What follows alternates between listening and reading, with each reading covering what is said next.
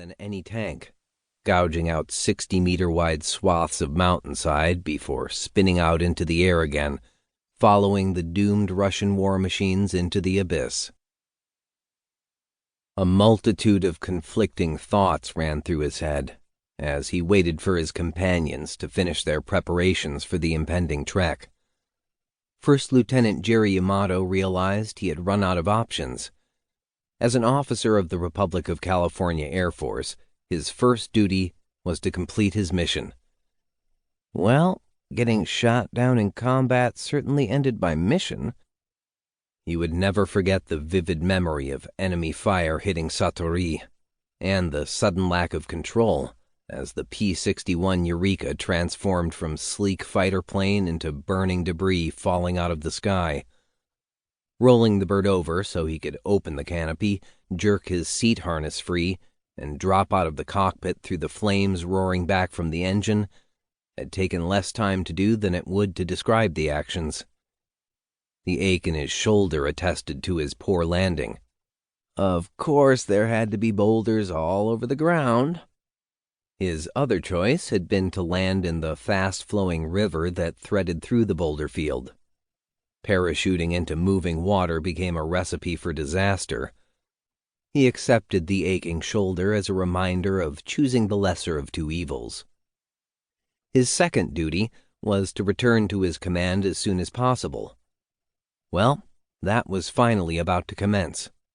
However, he hadn't counted on being attacked by a survivor of the Russian armored column that his squadron had all but destroyed. How a man could fall into a valley along with tanks and armored personnel carriers and still live loomed nearly beyond belief. Sergeant Sermanovich had not only survived the fall, he had also tried to kill Jerry with a rifle. Jerry's aim with his Service 45 kept the sergeant alive. Jerry had aimed at the man's head and hit the rifle in his hands instead. The blow had knocked the Russian sergeant off the rock on which he sat and, in his condition, took him out of the fight. Or took the fight out of him, Jerry mused. Then things got really complicated. Jerry had an unconscious prisoner who didn't look as if he could live another hour, and he stood in the middle of an unknown vast wilderness that happened to be in enemy territory. The 117th Fighter Squadron had flown many miles over Russian America, and the only sign of human habitation or toil had been the road over the mountain pass where they attacked the Russian armor. To be honest, he had considered putting the damaged Russian out of his misery. For all Jerry knew, this son of a bitch might have shot him down. Killing a man in combat could be considered duty.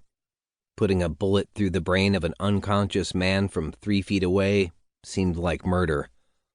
So he woke the soldier and met Sergeant Rudy Sermanovich, who had been the gunner on the lead tank, which meant he was the son of a bitch who shot Jerry down, and when he tried to stand, he passed out again.